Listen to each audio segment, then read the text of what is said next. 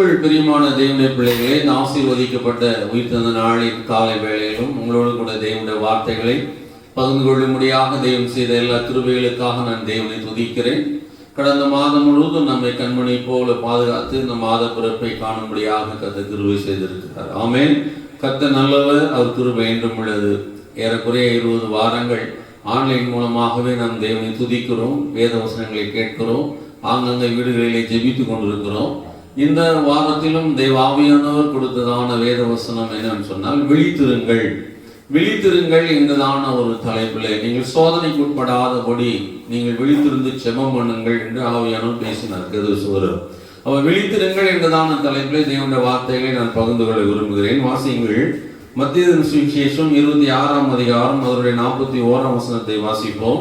நீங்கள் சோதனைக்குட்படாதபடிக்கு விழித்திருந்து ஜெபம் பண்ணுங்கள். விழித்திருந்து ஜெபம் பண்ணுங்கள். ஆவி உற்சாகம் உள்ளதுதான், மாம்சமோ பலவீனம் உள்ளது. அருமையான தேவனுடைய பிள்ளைகளே, இயேசு கிறிஸ்து காட்டி கொடுக்கப்பட்ட அந்த நாளிலே அவர் கெத்செமனே என்கிறதான தோட்டத்தின் நடுவிலே அவர் கடந்து வந்த போது, தன்னுடைய சீஷர்களோடு கடந்து வந்த போது, அங்கே தனிமையிலே அவர் ஜெபித்துக் கொண்டதான வேளையிலே பேதுருவையும் யாக்கோபு யோவான் என்கிறதான மூவரையும் அழைத்துக் கொண்டு அவர் துக்கப்பட வியாகுலப்பட தொடங்கினார் என்று சொல்லி நாம் வாசிக்கிறோம். அவர்கள் அங்கே தங்கியிருந்து ஜெபியுங்கள், நான் சற்று தூரம் அப்புறம் போய் ஜெபிக்கிறேன் என்று சொல்லி சற்று தூரத்தில் ஜெபித்துக் கொண்டிருந்த பொழுது மீண்டும் தன்னுடைய சீஷர்களை பார்க்க வருகிறார். அது வருகிற போது சீஷர்கள் நித்திரை பண்ணுகிறார்கள். அப்படி நித்திரை பண்ணுகிற போது சீஷர்களை பார்த்து சொன்னதான ஒரு வார்த்தை சொல்கிறோம், நீங்கள் சோதனைக்கு உட்படாதபடி விழித்திருந்து செபம் பண்ணுங்கள். ஆவி உற்சாகம் உள்ளதுதான், மாம்சமோ பலவீனம் உள்ளது. இந்த மாம்சத்திலே நமக்கு நித்திரை வருவது இயல்புதான், ஆனா நமக்குள்ளே இருக்கிற ஆவியான உற்சாகம் உள்ளவர் என்று இயேசு சொல்லியிருக்கிறார். அப்போ எதற்காக நாம் விழித்திருந்து ஜெபிக்கிறவர்களாய் காணப்பட வேண்டும்? ஒருவேளை விழிப்பு என்று சொல்கிற போது நம்மில் அநேகருக்கு அபியாசம் இல்லாத ஒரு அனுபவமாய் காணப்படுகிறது. ஒவ்வொரு கிறிஸ்தவனுக்கும் கட்டாய விழிப்பு என்பதான ஒரு செபம் அவசியம் தேவை என்பதை நீங்கள் அறிந்து கொள்ள வேண்டும். எதற்காக? சோதனைக்கு உட்படாதபடி நீங்கள் விழித்திருந்து செவியுங்கள் என்று இயேசு சொல்லியிருக்கிறார். அப்போ ஒவ்வொரு மனுஷனுடைய வாழ்வில் பார்க்கும்போது சோதனை என்பது பல காலகட்டங்களில் மாறி மாறி கடந்து வருவதை பார்க்கிறோம். அல்லது சோதனை இல்லாத ஒரு மனுஷன் இந்த உலகத்துல யாருமே இல்லை என்று சொல்லவே முடியாது. அப்பேற்பட்டதான ஒரு நிலையில் தான் மக்களாய் இருக்கிற நாம் வாழ்ந்து வருகிறோம். அதிலும் குறிப்பாக கிறிஸ்தவர்களாய் இருக்கிற நமக்கு பல வகையில் சோதனைகள் வருவதை பார்க்கிறோம். ஆமென். இந்த பாரத தேசத்திலே நாம் கர்த்தரை ஆராதிக்கிறவர்களா இருக்கிறபடியினாலே சத்துரு நிமித்தமாக நமக்கு பல வகையான போராட்டங்கள், அல்லது அரசியல் அமைப்பை சேர்ந்தவர்கள் நிமித்தமாக நமக்கு பலவிதமான போராட்டங்கள், குடும்ப சூழ்நிலை நிமித்தமாக சத்துரு என்ன பண்றான், அநேகர் விழத்தள்ள வேண்டும் நினைக்கிறபடியினால பலவிதமான சோதனைகளை நாம் சகிக்கிறவர்களாய் காணப்படுகிறோம். சொல்கிறோம். இந்த சோதனைகளை நாம் மேற்கொள்ள வேண்டும் என்று சொல்லி இந்த நாளில் ஆண்டவர் விரும்புகிறார். பல வகையான வகையில் வருகிறதான சோதனைகளை மேற்கொள்ளக்கூடிய ஒரு ஆயுதம் என்னென்று பார்ப்பீர்கள் சொன்னால், விழித்திருந்து நாம் ஜெபிக்கிறவர்களாய் இருக்க வேண்டும். ராமன் சொல்லுவோமா? அருமையான தேவனுடைய பிள்ளைகளே, அப்ப சீஷர்கள் அன்றைக்கு தூங்கி கொண்டிருந்தார்கள். ஆனால் இயேசு அவர்களோடு கூட இருந்தார். அவர்களை பார்த்து சொன்னார், நான் நீங்கள் சோதனைக்குட்படாதபடி விழித்திருந்து ஜெபிக்கிறவர்களாய் இருங்கள். சோதனை என்று சொல்கிற போது அருமையான தேவனுடைய பிள்ளைகள், நீதிமொழியின் புத்தகம் 27ஆம் அதிகாரம் 21ஆம் வசனத்தை வாசியுங்கள். வெள்ளிக்கு புகையும் பொன்னுக்கு புடமும் சோதனை, மனுஷனுக்கு அவனுக்கு உண்டாகும் புகழ்ச்சியே சோதனை. பாருங்க, ஒரு மனிதனுக்கு இந்த உலகத்திலே சோதனைகள் கஷ்டத்தின் மத்தியில் வருகிறது, அது நஷ்டத்தின் மத்தியில் அவனுக்கு ஒரு சோதனை வருகிறது, சொந்த பந்தங்கள் நிமித்தமாக சோதனைகள் வருகிறது. ஒருவனுக்கு புகழ்ச்சியும் சோதனை உண்டாகும் என்று பரிசுத்த வேதம் சொல்லுகிறது. ஆமென். ஒரு சாதாரண ஒரு நிலையில் இருக்கும்போது கர்த்தர் அவனை உயர்த்துகிற போது, அவன் பேரும் புகழும் உடையவனாய் தேசத்திலே காணப்படுகிற போது அவனுக்கு அது புகழ்ச்சியே அவனுக்கு சோதனையாக இருப்பதாக வேதம் சொல்கிறது. அநேகருடைய வந்தனங்களை ஏற்கிறவர்களாக, அநேகர் தன்னை புகழ வேண்டும் என்பதற்காக, புகழ்ந்து பேச வேண்டும் என்பதற்காக விரும்புகிறவர்கள் இந்த உலகத்தில் இருக்கிறார்கள் அல்லவா? அவர்களுக்கு ஏற்படுகிற அந்த புகழ்ச்சி சோதனை என்று பரிசுத்த வேதம் சொல்லுகிறது. அருமையான தேவனுடைய பிள்ளைகளே, தேவனுக்கு முன்பாக நாம் தாழ்மை உள்ளவர்களாய் காணப்படுவோம். ஆனால் கர்த்தர் நம்மை எந்த அளவுக்காய் உயர்த்துகிறாரோ, எந்த அளவுக்காய் நம் ஆசீர்வாதத்தின் மேல் ஆசீர்வாதம் அடைகிறோமோ, எந்த அளவுக்காய் ஞானத்தின் மேல் ஞானம் அடைகிறவர்களாய் காணப்படுகிறோமோ, எந்த அளவுக்காய் பரிசுத்தத்தின் மேல் பரிசுத்தம் உள்ளவர்களாய் காணப்படுகிறோமோ, அந்த அளவுக்கு நம் தாழ்மை உள்ளவர்களாய் காணப்பட வேண்டும். ஆமென். அப்போ புகழ்ச்சி ஒரு மனுஷனுக்கு சோதனை உருவாக்கும் என்று சொன்னால், தாழ்மையானது அவனுக்கு கிருபைகளை பெருக பண்ண உள்ளதாக இருக்கிறது. கது சொல்றோம். அதான் இயேசு கிறிஸ்து சீஷர்களுக்கு ஜெபிக்க சொல்லி கொடுக்கிற பொழுது மத்தேயு சுவிசேஷம் 6ஆம் அதிகாரம் 13ஆம் வசனத்துல ஒரு பரலோக ஜெபம் என்பதான ஒரு ஜெபத்தை அவர்களுக்கு கற்றுக் கொடுத்தார். அந்த ஜெபம் என்ன?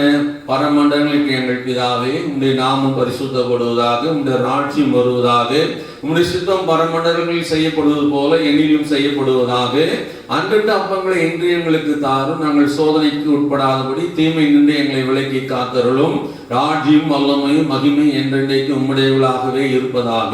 ஒரு ஆமென் சொல்லுமா? இந்த ஜெபத்தை செய்யாத கிறிஸ்தவர்கள் யாருமே கிடையாது. ஒருவேளை பெந்தேகோஸ்தே சபைகளிலே இந்த ஜெபம் ஏறெடுக்கப்பட மாட்டாது என்று ஒருவேளை நீங்கள் நினைப்பீர்கள் சொன்னால் தவறு. ஒவ்வொரு பெந்தேகோஸ்தே சபைகளிலும் இந்த ஜெபங்கள் ஏறெடுக்கப்படுகிறது. அது மாத்திரமல்ல, ஒவ்வொரு விசுவாசியும் இந்த ஜெபத்தை தினந்தோறும் செய்கிறவர்களாய் காணப்பட வேண்டும். ஆமென். சோதனைக்கு உட்படாதபடி தீமை நின்று எங்களை விலக்கி காத்தருளும் ஆண்டவரே என்று தினந்தோறும் நாம் அவரை வேண்டிக் கொள்வர்களாய் காணப்படுகிற போது கர்த்தர் நமக்கு சோதனையிலிருந்து தப்பும்படியான வழிகளை உண்டாக்குறவராய் இருக்கிறார். சோதனையிலிருந்து நாம் விடுபடும்படியான பாதைகளை அவர் நமக்கு கொடுக்கிறவராய் இருக்கிறார். அருமையான தேவனுடைய பிள்ளைகளே, கர்த்தர் சொல்றார், சோதனை என்று சொல்ல லூக்கா சுவிசேஷம் 8ஆம் அதிகாரம் 13ஆம் வசனத்துக்கு நேராக நம் வேத பகுதியை திருப்போம். லூக்கா சுவிசேஷம் 8ஆம் அதிகாரம் 13ஆம் வசனம் வாசியுங்கள். கற்பாறையின் மேல் விதைக்கப்பட்டவன், கற்பாறையின் மேல் விதைக்கப்பட்டவன், கற்பாறையின் மேல் விதைக்கப்பட்டவர்கள் கேட்கும்போது சந்தோஷத்துடனே வசனத்தை ஏற்றுக்கொள்கிறார்கள். ஆயினும் தங்களுக்குள்ளே வேர் கொள்ளாதபடியினாலே கொஞ்ச காலம் மட்டும் விசுவாசித்து சோதனை காலத்தில் பின்வாங்கி போகிறார்கள். ஆமென். அருமையான தேவனுடைய பிள்ளைகளே, இயேசு கிறிஸ்து சொன்னதான உவமைகளிலே ஒரு உவமை, விதைக்கிறவன் ஒருவன் விதைக்க புறப்பட்டான். ஆமென். விதைக்கிறவன் ஒருவன் விதைக்கிற பொழுது சில விதையானது வழியிலே விழுந்து விடுகிறது. போகும்போது அந்த பாத்திரத்திலிருந்து விதைகளை எடுக்கும் போது கீழே விழுகிறது. சில விதையானது கற்பாறையின் மேல் விழுகிறது. அப்போ சில விதையானது முள்ளுள்ள இடங்களில் விழுகிறதாக சொல்கிறது. சில விதையானது நல்ல நிலத்தில் விழுகிறதாக வேதம் சொல்கிறது. அப்போ கற்பாறையின் மேல் விழுந்த விதையானது திருவசனத்தை விதைக்கும் பொழுது, சுவிசேஷத்தை அந்த கற்பாறை மேல் விழுந்த விதையானது என்ன பண்ணுதுன்னாக்கா, சூரிய வெளிச்சத்தினாலே தண்ணியில் மண் இல்லாதபடியினாலே வேர் விட முடியவில்லை, அது வளர்ந்து பெருக முடியவில்லை. அப்ப சூரிய வெளிச்சத்தினால அது தீர்ந்து காய்ந்து போய்விடுவது போல இன்னைக்கு நமக்குள்ள இருக்கதான விசுவாசிகள் அநேகர் வேத வசனத்தை ஆர்வமாய் கேட்கிறார்கள், நன்றாக ஆலயத்து வருகிறார்கள், பிரசங்கம் என்று சொல்கிற போது ஆர்வமாய் கேட்கிறவர்கள் உண்டு. அவர் ஆர்வமாய் கேட்கிறவர்கள் தங்களுக்குள்ளே அந்த வேத வசனத்தை தியானிக்காதபடியினாலே அல்ல சத்தியத்தை அறிந்தவர்களாக இருக்கிற நம்மில் ஒரு சிலர் அந்த சத்தியத்தின்படி நடக்குவதற்கு நாம் பழக்க வைக்கப்படாதனால என்ன பண்ணுதுன்னா, சோதனை வருகிற போது, கஷ்ட காலம் வருகிற போது, நான் ஏற்கனவே சொன்னேன் இல்லவா, சோதனை என்பது எல்லா மனிதர்களுக்கும் அவரவர்கள் தகுதிக்கு தக்கதாக காணப்படும். ஒரு பழமொழி சொல்வார்கள், வீட்டுக்கு வீடு வாசப்படி என்று சொல்லி. அப்போ சோதனை என்பது ஒவ்வொரு வீட்டுக்கு தகுந்ததாக, ஒரு ஏழை மக்களுக்கும் ஒரு விதமான சோதனைகள் கஷ்டங்கள் இருக்கும். பெரிய பெரிய ஐசிவான்களுக்கும் அவருடைய வசதிக்கு ஏற்ற மாதிரி சோதனை இருக்கும். சிறிய ஊழியர்களுக்கு சிறிய பிரச்சனைகள், சிறிய சோதனைகள். பெரிய அளவில் ஊழியர் செய்கிறவர்களுக்கும் அவ்வாறு அதற்கேற்ற வண்ணமாக அவர்கள் பிரச்சனைகள் காணப்படும். ஆமென். சோதனம் அப்படி கல்பாறையில் விதைக்கப்பட்ட விதைகளை போல தங்களுக்கு சோதனை வருகிற போது, கஷ்ட காலம் வருகிற போது இந்த விசுவாச மார்க்கத்தை விட்டு அவர்கள் விலகி போகிறதை நாம் வேதத்தின் மூலமாய் அறிந்து கொள்ளுகிறோம். நேரடியாக நம்ம அனுபவத்தின் மூலமாய் பார்க்கிறோம். சோதனம் ஒருவேளை இயேசு கிறிஸ்துவை ஏற்றுக்கொண்டதுனால நான் இப்படி சோதிக்கப்படுகிறேனோ அப்படின்றதான ஒரு கேள்வி அவர்களுக்குள்ளே கடந்து வருகிறது. என்னுடைய ஊழியத்தின் பாதையில அநேகர் இயேசு கிறிஸ்துவை ஏற்றுக்கொண்டு சிலர் பின்மாற்றத்திலே போயிருக்கிறார்கள், சிலர் வழி விலகி போயிருக்கிறார்கள், மீண்டும் அவர்கள் விக்கிரக ஆராதனை செய்கிறவர்களாக காணப்படுகிறார்கள். இதை கேட்கிற அருமையான தேவனுடைய பிள்ளைகளே, அப்போ சோதனைக்கு உட்படாதபடி விழித்திருந்து செவிங்கள் என்று இயேசு சொல்லியிருக்கிறார். இவைகளுக்கெல்லாம் காரணம் என்ன? ஒரு விழிப்பு செபம் அவர்களுக்குள்ள இல்லாததுனாலதான். இரவெல்லாம் ஜெபிக்கிற ஒரு அனுபவம் ஒரு வாழ்விலே கிடையாது. அல்லது சோதனைக்கு தப்பும்படியான வழிகளை அவங்களுக்கு காட்டும் ஆண்டவர் என்று ஜெபிக்க தெரியாதவர்களா இருக்கிறார்கள். இதை கேட்கிற போது நீங்கள் அறிந்து கொள்ள வேண்டிய ஒரு காரியம், நீங்கள் சோதனைக்கு உட்படாதபடி விழித்திருந்து செபிக்கிறவர்களா இருப்பீர்கள் சொன்னால் நீங்களும் உங்கள் குடும்பத்தாரும் அதிலிருந்து தப்பிக்கும்படியான வழிகளை ஆண்டவர் கொடுப்பார். ஆமென். அது எப்பேற்பட்ட சோதனையா இருந்தாலும் சரி, அல்லது எப்பேற்பட்டதான பிரச்சனைகள் போராட்டங்களா இருந்தாலும் சரி, அந்த இரவெல்லாம் நீங்கள் செபிக்கிற பழக்கம் உங்களுக்குள்ள இருக்குமே ஆனால், அந்த விழித்திருந்து தேவ சமூகத்திலே காத்திருந்து செபிக்கிற பழக்கம் உங்களுக்குள்ள இருக்குமே ஆனால், அல்லது 1 மணி நேரம் இரவு நேரத்தில் விழித்து செபிக்கிற பழக்கம் இருக்குமே ஆனால், நீங்கள் எல்லா சோதனையிலிருந்தும் விடுதலையாக்கப்பட்டு கர்த்தரால் ஆசீர்வாதத்தை நீங்கள் சுதந்திரித்துக் கொள்வீர்கள். ஆமென். அப்ப அருமையான தேவனுடைய பிள்ளைகளை, எதற்காக நாம் விழித்திருக்க வேண்டுமா? அது சொல்கிற வாசியங்கள் அப்போஸ்தலர் நடவடிக்கையின் புஸ்தகம் 20ஆம் அதிகாரம். அப்போஸ்தலர் நடவடிக்கையின் புஸ்தகம் 20ஆம் அதிகாரத்தை நேராக நம்முடைய வேத பகுதியை திருப்பிக் கொள்வோம். இந்த அப்போஸ்தலர் புஸ்தகத்துல அந்த 17ஆம் வசனம் துவக்கி 34, 35 வசனங்கள், 38 வசனங்களை வரைக்கும் நீங்கள் வாசித்து பார்ப்பீர்கள் என்று சொன்னால், அங்கே அப்போஸ்தலன் பவுல் எபேசு திருச்சபையின் மூப்பர்களை வரவழைத்து அவர்களுக்கு சத்தியத்தை பிரசங்கித்து கடைசியாக பிரசங்கித்ததான ஒரு பிரசங்கத்தை நாம் அங்கு வாசிக்கிறோம். சொல்கிறோம். வாசியங்கள் 20ஆம் அதிகாரம் 31ஆம் வசனத்தை வாசிப்போம். எதற்காக விசுவாசிகள் விழித்திருக்க வேண்டும்? ஒரு அருமையான ஒரு சத்தியத்தை பவுல் நமக்கு சொல்லியிருக்கார். வாசிப்போம். ஆனபடியால் நான் 3 வருஷ காலமாய் இரவும் பகலும் கண்ணீரோடு இடைவிடாமல் அவனவனுக்கு புத்தி சொல்லிக் கொண்டு வந்ததை நினைத்து விழித்திருங்கள். ஹல்லேலூயா. 17ஆம் வசனத்தை நீங்கள் வாசித்து பார்க்கும்போது, மிலேத்திலிருந்து அவன் எபேசுவுக்கு ஆள் அனுப்பி சபையின் மூப்பரை வரவழைத்தான். அவர்கள் தன்னிடத்தில் வந்து சேர்ந்தபோது அவன் அவர்களை நோக்கி, நான் ஆசிய நாட்டில் வந்த முதல் நாள் முதல் தொடங்கி எல்லா காலங்களிலும் உங்களுடனே இன்னவிதமாய் இருந்தேன் என்பதை நீங்கள் அறிந்திருக்கிறீர்கள். ஆமென். அப்ப அப்போஸ்தலன் பவுல் எபேசு பட்டணத்தில் ஏறக்குறைய 3 வருடங்கள் தங்கியிருந்து சுவிசேஷத்தை பிரசங்கித்தார். இயேசு கிறிஸ்துவை குறித்து கிரேக்கர்கள் மத்தியிலும் யூதர்கள் மத்தியிலும் பிரசங்கித்தார் என்று நாம் அறிகிறோம். அவர் பிரசங்கத்தின் மூலமாக ரட்சிக்கப்பட்ட ஜனங்களை அவர் விட்டு கடைசியாக எருசலேமுக்கு போகிற போது அவர் சொன்னதான ஒரு சத்தியம் என்னன்னு சொன்னால், உங்களில் நான் 3 வருஷ காலமாய் இரவும் பகலும் கண்ணீரோடு இடைவிடாமல் அவனவனுக்கு புத்தி சொல்லி கொண்டு வந்ததை நினைத்து நீங்கள் விழித்திருங்கள். ஆமென்.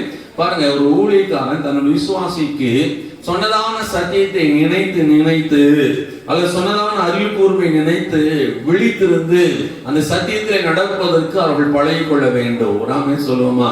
ஆமென். பாறை போன்ற இனத்தில் விழுந்த விதைகளைப் போல அல்ல, அல்லது வழி அருகே விழுந்த விதைகளைப் போல அல்ல, சத்தியத்தை கேட்டவர்களாய் இருக்கிற நாம் சத்தியத்தின்படி நடக்கிறவர்களாய் காணப்படும் போது, அல்ல சத்திய வசனங்கள் நமக்குள்ளே நிலைத்து இருக்கும் போது, அது நிலைத்திருப்பதற்கு விழித்திருந்து ஜெபிக்கணுமா? ஏன் என்று சொன்னால் வாசியங்கள் 26ஆம் வசனம் சொல்லுகிறது. கதுசுரம் தேவனுடைய ஆலோசனையில் ஒன்றையும் நான் உங்களுக்கு மறைத்து வைக்காமல் எல்லாவற்றையும் உங்களுக்கு அறிவித்து விட்டேன். அந்த எபேசு சபை மக்கள் மூப்பர்களை வரவழைத்து அந்த மிலேத்தில் இருக்கிறதான அந்த தேசத்திலிருந்து எருசலேமுக்கு போகிற போது, கடைசியாக போகிற போது, இனி நான் உங்களை காண மாட்டேன் என்று பவுல் சொல்றார் எபேசு திருச்சபை மக்களுக்கு. இனிமேல் நான் உங்களை வந்து பார்ப்பதற்கு வாய்ப்பு இல்லை, கடைசி பயணம் இது. எருசலேமுக்கு செல்கிற போது கது சொல்றான், போக அங்கே எனக்கு என்ன நேரிடும் என்று தெரியாது, கட்டுகளும் உபத்திரங்களும் இருக்குது என்று ஆவியானவர் என்னோட பேசி இருக்கிற பட்டணங்கள் தூரம் தெரிவித்திருக்கு அறிந்திருக்கிறேன். ஆகிலும் அவையில் ஒன்றையும் குறித்து நான் கவலைப்படேன்.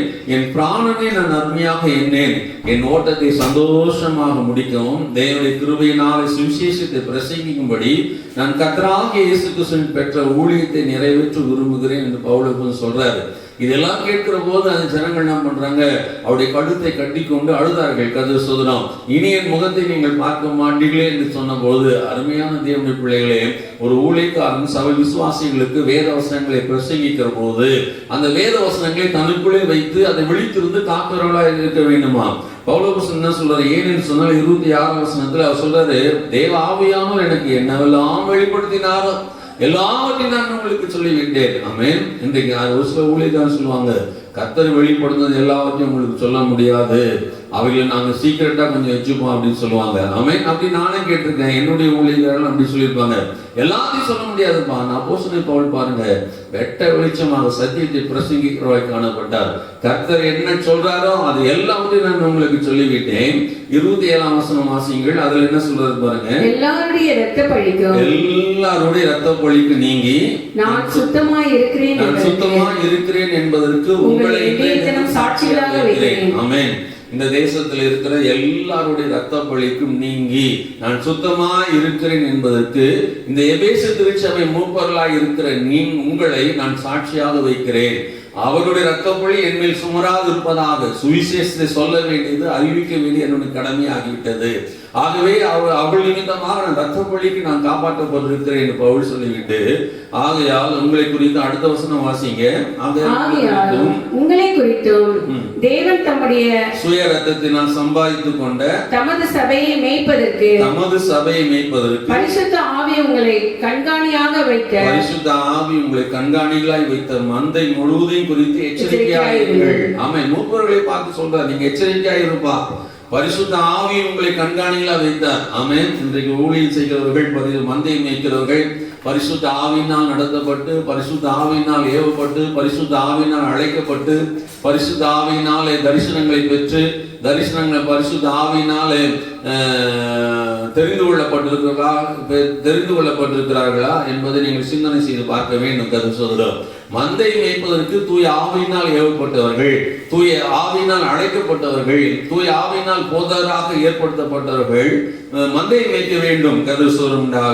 அவ் பரிசுத்த அந்த மூப்பர்களை பார்த்து சொல்றாரு, பரிசுத்த ஆவி உங்களை கண்காணிகளா வைத்த மந்தை முழுவதை குறித்து நீங்கள் எச்சரிக்கையா இருங்கள். ஏனெனில் நான் போன பின்பு, அடுத்த வசனம் வாசிங்க, நான் போன பின்பு மந்தையை தப்ப விடாத கொடிதான ஓநாய்கள் உங்களுக்குள்ளே வரும். பாருங்க, ஒரு தீர்க்கதரிசனம் சொல்றாரு, ஒரு ப்ராபசி, சபைக்கு என்ன போராட்டம் வரும், எந்த வகையான சோதனை வரும். கர்த்தர் சொல்றான், நான் போன பின்பு மந்தை தப்ப விடாத கொடிய ஓநாய்கள். கர்த்தர் சொல்றான். சீசர்களை இயேசு கிறிஸ்து அனுப்பும் போது என்ன சொன்னாரு, ஓநாய்களுக்குள்ளே ஆடுகளை அனுப்புறது போல நான் உங்களை அனுப்புகிறேன். ஓநாய்களுக்குள்ளே ஆடுகளை அனுப்புறது போல நான் உங்களை அனுப்புகிறேன். ஆமென். அப்போ மந்தை தப்ப விடாத ஓநாய்கள், கொடிய ஓநாய்கள் இந்த சபைக்குள்ளே வரும். ஆகவே சபை சபையானது ஓநாய்களுக்கு பலியாகி விடாதபடி நீங்கள் எச்சரிக்கையோடு இருந்து விழித்திருந்து மந்தைக்காக நீங்கள் போராடி ஜெபிக்க வேண்டும் என்று அந்த எபேசு திருச்சபை மக்களை பார்த்து சொல்லுகிறார், மூப்பர்களை பார்த்து. அடுத்த வசனம் அது மட்டுமல்ல, அடுத்த வசனம் வாசியுங்கள். 30 வசனம். உங்களிலும் சிலர் எழும்பி சீஷர்களை தங்களிடத்தில் இழுத்துக் கொள்ளும்படி மாறுபாடானவைகளை போதிப்பார்கள் என்று அறிந்திருக்கிறேன். ஆமென். பாருங்க, 2 வகையான பிரச்சனைகள் சபைக்கு கண்டிப்பா வரும். ஒன்று பொல்லாத மந்தை தப்ப விடாத ஓநாய்கள் சபைக்குள்ளே வரும். கர்த்தர் சொல்றார். 2வது, உங்களில் சில சீஷர்கள் எழும்பி தங்களிடத்தில் இழுத்துக் கொள்ளும்படி மாறுபாடானவைகளை போதிப்பார்கள் என்று அறிந்திருக்கிறேன். ஆமென். எவ்வளவு ட்ரூவா இருப்பாங்க. அப்போஸ்தலன் பவுல் சொன்னது, தலைமை போதகர் இல்லாவிட்டால், மந்தை மேய்க்கிறதான பிரதான மேய்ப்பர் இல்லாவிட்டால் சபைக்குள்ளே ஓநாய்கள் வரும். அது மாத்திரமல்ல, சபைக்குள்ளே இருக்கிற ஒரு சீஷர்கள் ஒரு சிலர் எழும்பி சபை மக்களை, அது மாறுபாடானவர்களை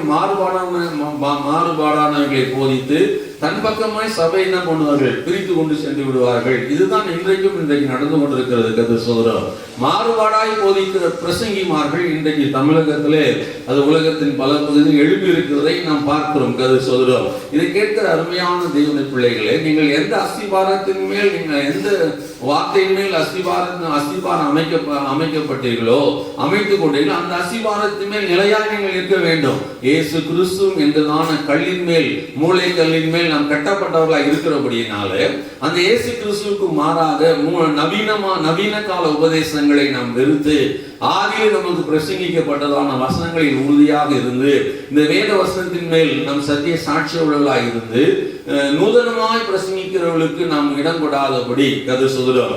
அவர்கள் நாம் அந்த பவுலோபோஸ்தலன் மூலமாய் பிரசங்கிக்கப்பட்டதான அல்லது நம்மை சத்தியத்தின் பாதையில் நடத்தினவர்கள் நமக்கு போதித்த உபதேசத்தின்படி நாம் நிலைத்திருக்க வேண்டியது அவசியமா இருக்கிறது. அல்லேலூயா. ஏனென்றால் மாறுபாடான உபதேசங்களை அவர்கள் போதிப்பார்கள். கதை சொல்கிறோம். மாறுபாடான வழிபாட்டு முறைகளை கொண்டு வருவார்கள். மாறுபாடான சில தளர்வுகளை கிறிஸ்தவ மார்க்கத்திலே கொண்டு வருவதை பார்க்கிறோம். நீங்கள் எப்படி வேணாலும் இருந்துட்டு போகலாம், அழைத்து வாருங்கள். அல்லது நீங்கள் குடிக்கிறவர்களா இருந்தாலும் பரவாயில்லை, வேசிக்கலராக இருந்தாலும் பரவாயில்லை, களவு செய்கிறவர்களா இருந்தாலும் பரவாயில்லை, நீங்கள் எப்படி இருந்தாலும் பரவாயில்லை, நீங்கள் அழைத்து வந்து கர்த்தரை ஆராதிங்கள் என்று சொல்லுகிறதான நவீன போதகர்கள் இப்பொழுது காணப்படுகிறார்கள். கர்த்தர் சொல்கிறோம். அது மாத்திரமல்ல, நடனமாடி கர்த்தரை ஆராதிப்பது தேவ சபையிலே பயபக்தியோடு வந்ததான தேவ பிள்ளைகள் இன்றைக்கு ஒரு சில இடங்களில் நடனமாடி கூத்தாடி கர்த்தர் சொல்கிறோம். உலகத்தில் என்ன காணப்படுவதோ அதுவும் திருச்சபையில் காணப்படுவதான ஒரு நிலை நீங்கள் எல்லாம் அறிந்தவர்களாக இருக்கிறீர்கள். அதை தான் அப்போஸ்தலன் பவுல் சொல்றாரு. அப்பேற்பட்டவர்களுக்கு நீங்க இசைந்து போய்விடாதே, மந்தை சிதற பண்ண விடாதே. ஆமென். எழும்பி அறிந்திருக்கிறேன், ஆனபடியால் நான் உங்களிடத்தில் 3 வருஷமாய் தங்கி உங்களுக்கு புத்தி சொன்னதான கண்ணீரோடு சொல்லப்பட்டதான வேத வசனங்கள், கண்ணீரோடு சொன்னதான புத்திமதிகள் எல்லாவற்றையும் நினைத்து நீங்கள் விழித்திருங்கள். ஆமென். கது சொல்லும். அப்போ நம்முடைய ஊழியக்காரர்கள் யார் மூலமா நாம் ரட்சிக்கப்பட்டிருப்போம் அல்லவா, அவர்கள் மூலமாய் நமக்கு சொல்லப்பட்டதான வேத வசனங்கள் கண்ணீரோடு விதைக்கப்பட்டிருக்கிறது அல்லது தேவ ஆவியினால் விதைக்கப்பட்டிருக்கிறது. அந்த வேத வசனத்தின் அடிப்படையிலே நாம் கிறிஸ்துவ ஜீவியம் செய்ய வேண்டியது அவசியமாய் இருக்கிறது. சபையை கெடுக்கிற குள்ள நெறிகள், சபையை கெடுக்கிறதான குழி நெறிகள் இன்றைக்கு ஆவிக்குரிய உலகத்தில் ஆங்காங்கே பெருகி இருக்கிறதை பார்க்க முடிகிறது. அது சொல்றோம். அப்பேற்பட்ட குள்ள நரிகளையும் குழி நரிகளையும் குறித்து நாம் எச்சரிக்கையாக இருக்க வேண்டியது அவசியமா இருக்கிறது. அது சொல்றோம். அருமையான தேவனுடைய பிள்ளைகளே, கடைசியாக நான் ஒன்றை சொல்லி நான் முடிக்க விரும்புகிறேன். ஏனென்றால் ஒவ்வொரு நாள் பிரசங்கமும் ஒவ்வொரு வார பிரசங்கமும் அதிக நேரம் எடுத்துக்கொள்வதாக சொல்லுகிறார்கள். கது சொல்றோம். அதிக நேரம் இப்பொழுதெல்லாம் வேத வசனங்களை கேட்பதற்கு ஜனங்கள் ஆயத்தமாக இல்லை என்று சொல்லுகிறார்கள். ஆனால் ஜனங்களுக்காக என்னை நான் மாற்றிக்கொள்ள ஆயத்தம் உள்ளவனா இல்லை. கது சொல்றோம். ஏனென்றால் இந்த அப்போஸ்தலர் உபதேசத்தின்படி பார்க்கிற போது நூதனமாய் பிரசங்கிக்கிறவர்கள், 1 நிமிடம் பிரசங்கிக்கிறவர்கள், 3 நிமிடம் பிரசங்கிக்கிறவர்கள், இப்படியாக இன்றைக்கு நூதனமாய் பேசுகிறவர்கள் எழுப்பிவிட்டாலும் ஆதி அப்போஸ்தலர்கள் நமக்கு என்ன உபதேசம் பண்ணினார்களோ அல்லது எப்பேற்பட்டதான உபதேசத்தின்படி நாம் ரட்சிக்கப்பட்டு வழிநடத்தப்பட்டோமோ, 6ஆம் நிலையில் எப்படி நாம் ஊழியம் செய்தோமோ அதே நிலையிலே கடைசி வரையிலும் நிலைநிற்க வேண்டிய அவசியமா இருக்கிறது. ஏனென்றால் காலம் கடைசியா இருக்கிறபடினால மந்தையை சிதற பண்ணுகிற ஓநாய்கள் கூட்டம் பெருகியிருக்கிறது. மாறுபாடான உபதேசங்களை பிரசங்கிக்கிறவர்கள் பெருகியிருக்கிறார்கள். நாம் எச்சரிக்கையோடு இருந்து நாம் இருக்கிற திருச்சபைகளிலே அல்லது நமக்கு சத்தியத்தை பிரசங்கிக்கிற ஊழியக்காரன் உண்மையான ஒரு ஊழியக்காரனா என்பதை நினைத்து, பரிசுத்த ஆவியினால் நடத்தப்படுகிற ஊழியக்காரன் என்பதை நினைத்து அவரிடத்தில் நாம் அடைந்து இருக்க வேண்டிய அவசியம். ஒருவேளை உங்களை நடத்துகிற ஊழியக்காரர்கள் மாறுபாடாய் பிரசங்கிப்பார்களா ஆனால் அவளை விட்டு நீங்கள் விலகி உண்மையான சத்தியம் எங்கே பிரசங்கிக்கப்படுகிறதோ அல்லது தேவ ஆவியானவர் எங்கே உண்மையாக கிரியை செய்கிறாரோ அங்கே நீங்கள் கடந்து சென்று கர்த்தரை ஆராதியுங்கள். அது உங்களுக்கு ஆசீர்வாதமாக இருக்கும். கர்த்தர் சொல்றார். அப்போ நாம் 3 வருஷங்கள் கண்ணீரோடு விதைக்கப்பட்ட வேத வசனத்தை கேட்டு புத்திமதிகளை கேட்டு அவைகளை காத்துக் கொள்ளும்படியாக விழித்திருந்து ஜெபிங்க என்று அப்போஸ்தலன் பவுல் சொல்றாரு. அது மாத்திரமல்ல, கடைசியாக நாம் எதற்காக விழித்திருந்து ஜெபிக்க வேண்டுமாம்? கர்த்தர் வாசிங்கள். மத்தேயு சுவிசேஷம் 24ஆம் அதிகாரம் 42-43 வாசிப்போம். உங்கள் ஆண்டவர் இன்ன நாளிலே வருவார் என்று நீங்கள் அறியாதிருக்கிறபடியால் விழித்திருங்கள். திருடன் இன்ன ஜாமத்தில் வருவான் என்று வீட்டெஜமான் அறிந்திருந்தால் அவன் விழித்திருந்து தன் வீட்டை கண்ணமிட ஒட்டான் என்று அறிவீர்கள். ஆமென். அதே மார்க்கு சுவிசேஷம் 13ஆம் அதிகாரம் 36-37 வாசிங்கள். நீங்கள் நினையாத வேளையில் அவன் வந்து உங்களை தூங்குகிறவர்களாக கண்டுபிடியாதபடி விழித்திருங்கள். நான் உங்களுக்கு சொல்லுகிறேன், எல்லாருக்கும் சொல்லுகிறேன். ஆமென். விழித்திருங்கள் என்றார். விழித்திருங்கள் என்றார். அருமையான தேவனுடைய பிள்ளைகளே, அது மாத்திரம் லூக்கா சுவிசேஷம் 12:37-39 வாசிக்கிற பொழுது இந்த 3 சுவிசேஷங்களிலும் விழித்திருங்கள் என்று இயேசு கிறிஸ்து சொல்லியிருக்கிறார். எதை குறித்துனா, இயேசு கிறிஸ்து 2ஆம் வருகை குறித்து நாம் எச்சரிக்கையோடு விழித்திருக்க வேண்டும் என்று பரிசுத்த வேதம் நமக்கு தெளிவாய் சொல்கிறது. அதற்கு இயேசு கிறிஸ்து நிறைய உண்மைகளை சொல்லியிருக்கிறார். ஒரு மனுஷன் சொல்றான், ஒரு எஜமான் தன்னுடைய ஊழிய வெளி தூர தேசம் போகிற போது தன்னுடைய ஊழியக்காரர்களிடத்தில் எல்லா பொறுப்புகளையும் கொடுத்து காவல்காரனிடத்தில் சிறப்பாய் சொல்லுவாராம், காவல்காரனே நீ எல்லாவற்றையும் நீ கவனமாய் விழித்திருந்து நீ காத்துக்கொள் என்று சொல்லிவிட்டு நான் திரும்ப வருகிற பொழுது அது வரைக்கும் பத்திரமாக இருக்க வேண்டும் சொல்லிவிட்டு சொல்லுவானா. ஆகவே அந்த காவல் காக்கிறவர்கள், அந்த ஊழியத்தை பெற்றுக்கொண்டவர்கள், அந்த பொறுப்புகளை பெற்றுக்கொண்டவர்கள் எப்பொழுது எஜமான் வருவாரோ என்று சொல்லி அவர் வருகிற வரைக்கும் என்ன பண்ணுமா, அந்த உடைமைகளை பாதுகாப்பாய் வைத்திருக்க கடமைப்பட்டவர்களைப் போல இன்றைக்கு கிறிஸ்துவை ஏற்றுக்கொண்டவர்களாய் இருக்கிற நீங்களும் நானும் எஜமானாகி இயேசு கிறிஸ்து, இரட்சகராய் இயேசு கிறிஸ்து மீண்டும் உலகத்திலே கடந்து வர போகிறார். ஆமென். அவர் வருகிற நாளிகையாவது பிதா ஒருவர் தவிர வேறு ஒருவரும் அறியார்கள் ஆனபடியால் நீங்கள் நானும் விழித்திருந்து அவருடைய வருகைக்காய் காத்திருக்க வேண்டும் என்று வேதம் சொல்கிறது. ஒரு ஆமென் சொல்லுவோமா? ஆமென். அப்போ அந்த உண்மையை சொல்லப்பட்ட காரியத்தில் எஜமான் வருகிற போது நீங்கள் தூங்குகிறவர்களாக உங்களை அவர் காணாதபடி மார்க்கிலும் லூக்காவிலும் அப்படி வாசிக்கிறோம். எஜமான் வருகிற போது நீங்கள் தூங்குறவர்களா இருக்கக்கூடாது. காவல்காரன் எனப்பட்டவர்கள் அல்லது இயேசு கிறிஸ்து 2ஆம் வருகை எதிர்பார்த்து காத்திருக்கிறவர்கள் இயேசு கிறிஸ்து வருகிற நாளிலே நாம் தூங்குறவர்களாக, நித்திரை செய்கிறவர்களாக அல்லது உலக பிரகாரம் வேலைகளை செய்கிறவர்களாய் நாம் இராதபடி அவருடைய வருகையை எதிர்பார்த்து காத்திருக்கிறவர்களாய் ஆயத்தமுள்ளவர்களாய் இருக்க வேண்டும் என்று வேதம் தெளிவாய் நமக்கு கற்பிக்கிறது. ஒரு ஆமென் சொல்லுமா? அப்ப இயேசு கிறிஸ்து அது மாத்திரமல்ல, ஒரு திருடன் எப்படி வருவான்? ஒரு வீட்டுக்கு திருட வருகிற போது அவன் சொல்லிவிட்டு வருவானா? வரமாட்டான். கதை சொல்றோம், அவன் நாம் தூங்குற போது நித்திரை செய்கிறோமா 2 மணிக்கு மேலதான் திருடர்கள் திருட வருவார்கள் என்று நான் அறிந்திருக்கிறேன். 1 மணிக்கு மேலாக மனிதர்களுக்கு அயர்ந்த நித்திரை வருமா? அந்த 1 மணி முதல் விடிய காலம் 4 மணிக்குள்ளாக திருடர்கள் கண்ணமிட்டு திருடுவார்கள். கது சொல்றோம். போன வாரத்தில் கூட நம்ம சபையை சேர்ந்த ஒரு சகோதரி வீட்டில் மாலை 5-6 மணி அளவில் ஒரு வாலிபன் இங்கே சிசிடிவி கேமரா இருக்கிறதா, நான் அதை பார்க்க வேண்டும் என்று கேட்டாங்க. கது சொல்றோம். உண்மையிலே அவருடைய வீட்டில் சிசிடிவி கேமரா இல்லை. ஆனால் எதற்காக கேட்டிருப்பான் என்று நான் சிந்தனை செய்கிற போது, ஒருவேளை நாம் இந்த வீட்டை கொள்ளையிட அவன் தீர்மானித்திருக்கலாம், ஒருவேளை இந்த வீட்டில் திருடுவதற்காக அவன் தீர்மானித்திருக்கலாம். அது முன்னெச்சரிக்கையாக சிசிடிவி இருக்குதா என்பதை அவன் அறிந்து கொள்வதற்காக அதனை பழுதை நான் பார்ப்பதற்காக வந்திருக்கேன் சொன்னான். கது சோதரன். அருமையான தேவனுடைய பிள்ளைகளே, கது சோதரன். அப்ப திருடன் இந்த நாளிகையில் நான் கொள்ளையிடுவேன் என்று அவன் சொல்லிவிட்டு வராதது போல மனுஷகுமாரனாகிய இயேசு கிறிஸ்துவும் இணையாத ஒரு நாளிலே வரப்போகிறார். ஒரு ஆமென் சொல்லுமா? அப்ப இயேசு கிறிஸ்து வருவார். ஒரு முறை வந்தால் நம்மை ரட்சிப்பதற்காக, இன்னொரு முறை அவர் வருவார் உங்களையும் என்னையும் பரலோகத்துக்கு அழைத்து செல்வதற்காக. இது கேட்கிற அருமையான தேவனுடைய பிள்ளைகளே, நாம் விழித்திருந்து ஜெபிக்கிறவர்களா இருப்போமானால் 10 கனிகள் 10 கனிகள் உதாரணம் சொல்லப்பட்டிருக்கிறது. ஆமென்.